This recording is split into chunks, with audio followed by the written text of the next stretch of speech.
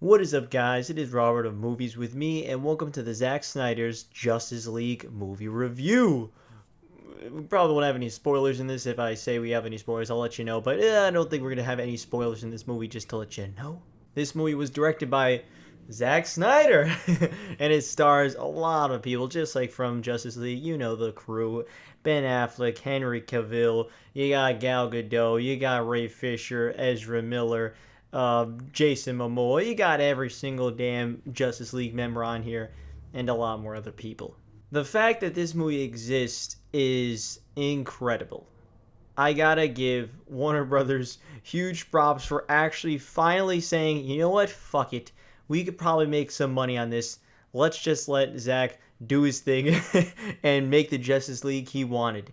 And I'm so damn happy he did, because back in 2017 when it released, I actually did enjoy Justice League.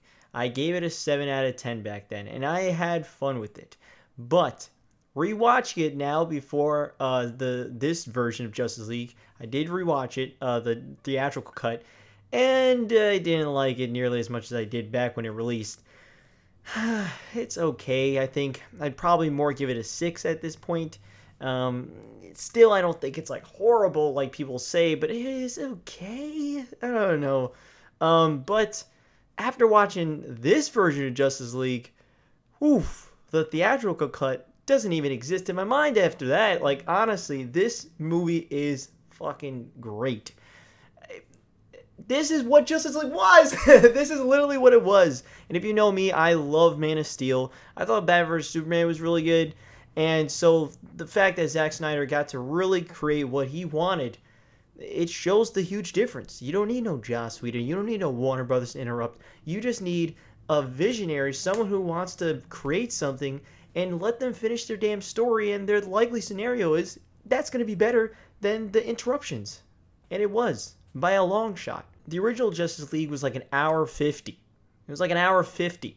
And this movie is 4 hours and 2 minutes. I mean, without credits, about 3:55 or whatever. But the thing is, that's a big difference. 3 hours and 55 minutes, essentially 4 hours of content.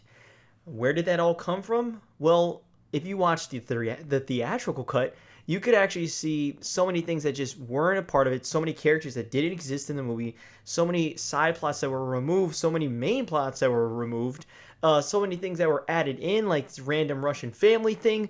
All that shit, all that bullshit is scrapped, and it's the Justice League movie, man, and it is fantastic. It's really great. One of my biggest problems in the original was Steppenwolf. I didn't care for him at all. And in this one, it's probably my least favorite part of the whole movie. But Steppenwolf, they kind of redeem him in this movie. You know, they give him a little motivation. Actually, not a little. They do give him a motivation as to why Steppenwolf is doing any of this stuff. And he's more intimidating. There's a lot more tension when he's on screen, because you know he's going to kick some ass. And he does. He destroys some things. And it's quite good. I still don't love him, admittedly. Like, I think he's the weakest element of the whole movie, but he's still way better than he was before. Like I said, he has a motivation, so at least there's stuff like that that you can hold on to. We get to see characters like Darkseid, and Darkseid, it seems pretty damn menacing. And there's some awesome stuff like wars that we've never seen before that look absolutely gorgeous with characters we've never seen before. It truly feels like a complete package. While it's a long package, it never truly feels like a long package. The movie is cut up into different parts. There's like 6 parts or something like that. So if you wanted to pause the movie and watch it, you could do that too, because this is only on HBO Max for right now.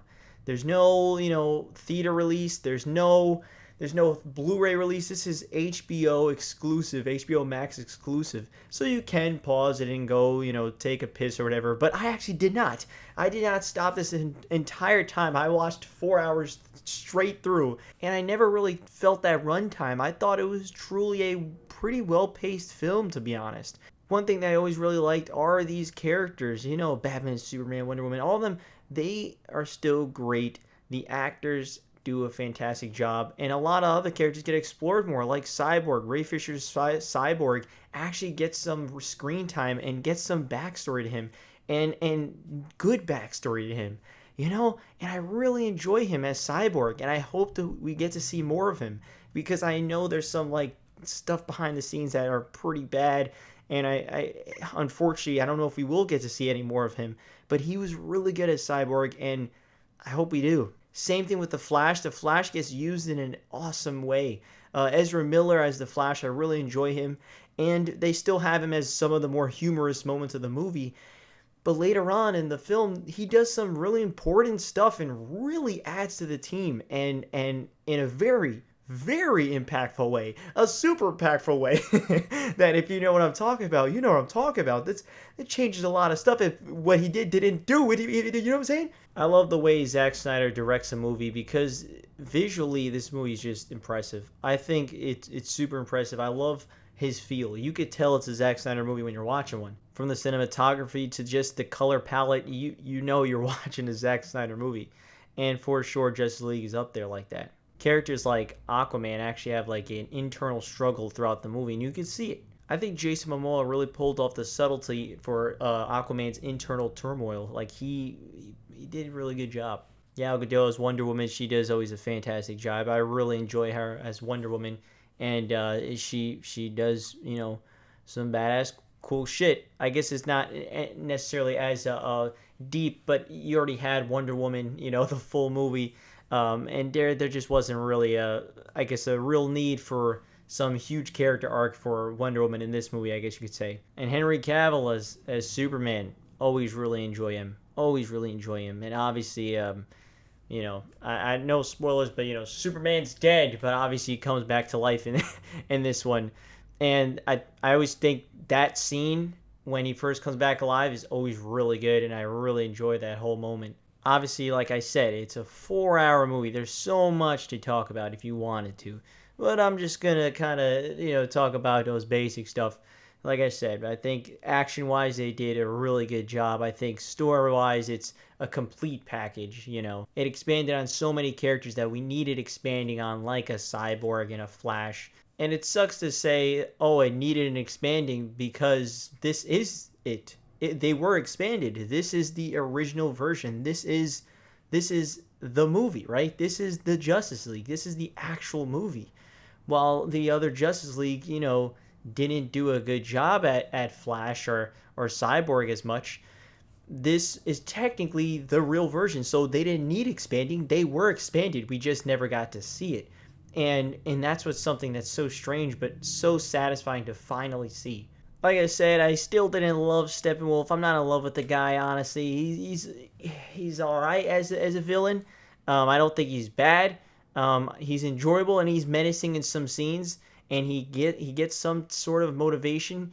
But I still don't love him as a character. Like I don't really care for him as a character, if I'm being honest. And I'm going to talk about some of the ending right now. So just with spoiler warning, I'm going to talk about some of the final few scenes, because I do want to talk about it. I do want to talk about it. So just to let you know, thanks for watching if you're hopping out. But at the end, this is why we need more of Zack Snyder's vision. Unfortunately, we see more of these nightmare scenes. Just like in Batman vs Superman and stuff, Batman keeps having these premonitions, honestly, these visions. These visions of the future. Yeah, they're dream sequences, but they're very they're visions. And they keep talking about Lois Lane is the key. Lois Lane is the key. In some future, somehow, I guess Lois Lane probably dies or something. Superman is going to go berserk and shit. And you see this post-apocalyptic world where you have Batman, fucking Joker. You got Mara. You got a Deathstroke. It's like, what the hell is going on here, man? And Wonder Woman's dead. Aquaman's dead. What the fuck? Jesus. You got Cyborg there with everyone, and you have an awesome Batman and Joker scene together. And if you know me, I really enjoy Jared Leto's Joker. I do. And I think he has an awesome scene in this movie. Between him and Batman, Ben Affleck and Jared Leto perform awesomely in this scene. You know the scene. And it's just like, man, we need more of that. I really enjoy that scene a ton. I saw it a few times already. I was like, yeah, this is good. This is good, man. We need more of this. To see fucking Batman. Like, what a weird crew, man. But I would love to see that. I would love to see that. And it's technically the future, right? Eventually. But unfortunately, we got to get there, and we haven't seen, we can't yet. We can't. And it's such a damn shame, and I hope Warner Brothers really just fix their shit. Tell Zack, hey man, we are going to do the Snyderverse. Let's do it. And we continue. We get the final 2 movies, and we wrap up this giant arc. That's what we need, man. That's what we fucking need. I want to see the future of this. I want to see those nightmare scenes be the reality. I want to see what that entails. Like, what is that going to look like? And then you see Superman all fucking badass and shit with about a laser everybody. It's like, what the hell? It's great, man. I can't wait. I want to see that. And I believe we are. I truly believe we will one day, whether it be 5 years from now, 10 years from now, I don't know, but I think it's gonna happen, man. Although they got to do it soon, because obviously people age, and we got to get it sooner rather than later. Overall, I'm gonna give Zack Snyder's Justice League a 9 out of 10. I thought it was fantastic, man. I really fucking enjoyed this movie. I didn't know exactly what to expect with it, but I was hyped. And I saw it, and I did not leave disappointed. I thought it was a really solid movie. 4 hours didn't really feel like 4 hours. I enjoyed the hell out of it. Like I said, I still don't love the villain. I don't love Steppenwolf. But, hey, man, it doesn't have a huge blemish on this overall really damn solid package, man. And that is why you let filmmakers do their thing, man. Just let the filmmakers do their thing. Let a director direct. Let that motherfucker do it. Don't interrupt art, man. Stop, Warner Brothers. Don't interrupt art. Come on. Alright. That'll be it for today, though. Thank you so much for watching. Hey, man, did you watch Zack Snyder's Justice League? Did you like it? Did you not like it? Let me know down in the comments below. Like I said, there could be so much you could talk about, but I'm not going to sit here for 20 hours either. So, see you guys next time. Have a good night. Peace out.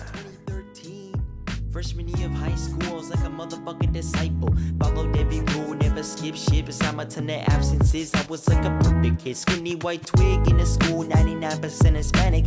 My ass had a massive backpack, black hoodie. You can imagine everyone would panic. That day there was a regular, it was the spectacular pep rally. Yep,